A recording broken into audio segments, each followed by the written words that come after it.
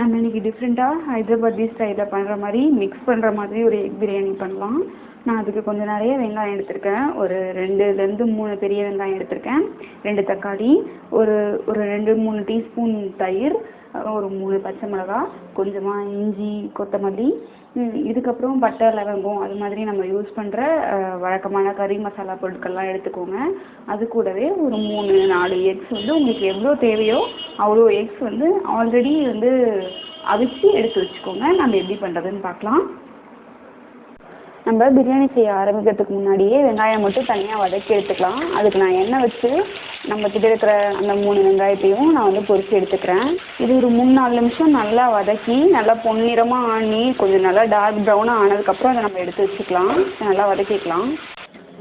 இப்போது இந்த ஸ்டேஜில் இது நல்லா ப்ரௌன் ஆனதுக்கப்புறமா இதில் கொஞ்சம் நம்ம தனியாக எடுத்து வச்சுக்கலாம். தனியாக எடுத்து வச்சுட்டு இதே பாத்திரத்தில் நம்ம கண்டினியூ பண்ணலாம். இப்போ நம்ம அதே அடுப்பில் கொஞ்சமாக எண்ணெய் விட்டுட்டு கூடவே நான் ஒரு ஸ்பூன் போல் நெய் விட்டுருக்கேன். இப்போது நம்ம அதை மசாலா ஜாமான்லாம் சேர்த்துக்கலாம். இப்போது நம்ம வந்து அந்த கரம் மசாலாக்குள்ளே மசாலாலாம் போட்டுடலாம். பட்டை, கிராம்பு, லவங்கம், ஏலக்காய், பிரியாணி இலை நான் எல்லாமே போட்டிருக்கேன். போட்டுட்டு இதை வதக்கிக்கலாம். இப்போது கூடவே கொஞ்சம் வெங்காயம், நான் முன்னாடி ஒரு 2 வெங்காயம் போல் எடுத்துக்கிட்டேன். இதில் ஒரு வெங்காயம் போல் இருக்குது. இதை வதக்கிக்கலாம் கொஞ்சமாக. இப்போது இது கொஞ்சமாக வதங்கினதுக்கப்புறமா பச்சை மிளகா, அதுக்கப்புறம் தக்காளி, இது 2த்தையும் சேர்த்துக்கலாம். சேர்த்துட்டு இதை கொஞ்சம் வதக்கிக்கலாம். தக்காளி கொஞ்சமாக வெந்ததுக்கப்புறமா நம்ம அதில் ஜிஞ்சர் கார்லிக் பேஸ்ட் ஆட் பண்ணிக்கலாம். இப்படி எல்லாம் வதங்கினதுக்கப்புறமா இதில் புதினா, கொத்தமல்லி இதெல்லாம் நம்ம சேர்த்துக்கலாம். எல்லாத்தையும் நல்லா கலந்து விட்டதுக்கப்புறமா இதில் நம்ம வந்து தேவையான அளவுக்கு கொஞ்சமாக தயிர் சேர்த்துக்கலாம். இது நல்லா புளிப்பு கொடுக்கும். இது கூடவே நீங்கள் எலுமிச்சம்பழம் இருந்ததுன்னா நீங்கள் எலுமிச்சம்பழம் சேர்த்துக்கலாம். அப்படி இல்லைன்னா தயிர் கொஞ்சம் ஜாஸ்தியாக சேர்த்துக்கோங்க. இப்போது இது எல்லாமே நல்லா கலந்ததுக்கப்புறமா நம்ம வேக வச்சு அவிச்சு வச்சுக்கிற முட்டையை இதில் சேர்க்க போகிறோம்.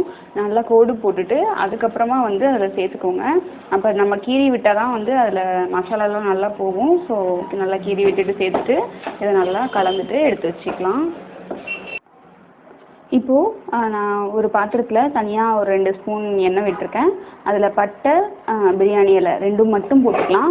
இது 2ஐயும் போட்டுட்டு அது பொரிஞ்சதும் நம்ம அதில் வந்து சாதம் சேர்க்க போகிறோம்.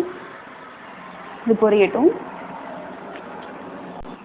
நம்ம இதில் டைரெக்டாக இப்போது முன்னாடியே அரை மணி நேரம் முன்னாடியே ஊற வச்ச பாஸ்மதி ரைஸை சேர்க்க போகிறோம். இது ஒரு தடவை கிளறிக்கலாம்.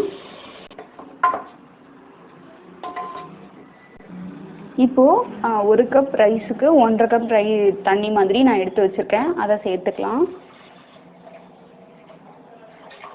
தண்ணி சேர்த்துட்டு இது ஒரு தடவை நல்லா கலந்துட்டு இதில் ஒரு டீஸ்பூன் போல் நெய் விட்டுட்டு கூடவே உங்ககிட்ட மிச்சம் இருக்கிற புதினா, கொத்தமல்லி இந்த இலையெல்லாம் போட்டுட்டு இது நம்ம வந்து சும்மா ஒரு மூடி போட்டு ஃபஸ்ட்டு ஒரு 70% வேகிற மாதிரி வேக வைக்க போகிறோம்.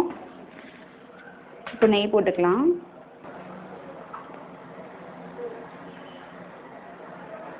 இப்போ நல்லா இதை கலந்துட்டு இதில் புதினா, கொத்தமல்லிலாம் சேர்த்துட்டு இதை ஒரு மூடி போட்டு வேக வச்சிடலாம்.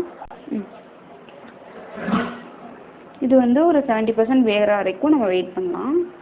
இப்போது இது நல்லா வெந்துடுச்சு. நான் இந்த ஸ்டேஜில் கீழே ஒரு தோசைக்கல் போட்டுட்டு தம் போட போகிறேன். ஸோ அதை நான் வந்து ஒரு தோசைக்கல்லுக்கு மேலே வந்து இந்த குக்கரை வந்து எடுத்து வச்சுட்டேன். இப்போது நம்ம வந்து எடுத்து வச்சுக்கிற இந்த முட்டை மசாலா இருக்கு இல்லையா, இதை வந்து இதுக்கு மேலே சேர்த்துக்கலாம்.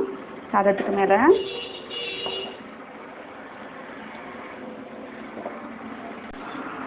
இது மாதிரி மேலே சேர்த்துக்கிட்டு அது கூடவே நம்ம முன்னாடியே எடுத்து வச்சுக்கூடிய வெங்காயம், இந்த வெங்காயத்தையும் நான் சேர்த்துக்க போகிறேன். இது இன்னும் நல்லா கிறிஸ்பி ஆகி பிளாக் கலரில் ஆகும் இல்லையா, நல்லா வெந்த மாதிரி. அப்படி இருந்தால் கூட நல்லா தான் இருக்கும். ஸோ இப்படி போட்டுட்டு நம்ம வந்து ஒரு தடவை அந்த சாதம் உடையாமல் இதை வந்து கிண்டி விட்டுடலாம்.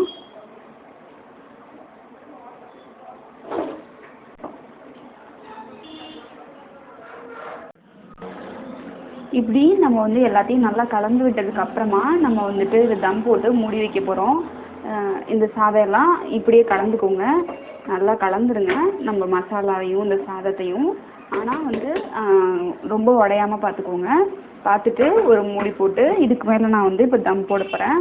நான் இங்கே கேஸில் போடுறதுனால சும்மா தண்ணி பாத்திரத்தில் மட்டும் வச்சு அப்படியே தம் போட போகிறேன். இது வந்து தம்லேயே ஒரு 5லேருந்து 6 நிமிஷம் இருக்கட்டும். அப்போ சாதம் நம்மளுக்கு ஃபுல்லாக ரெடி ஆகிடும்.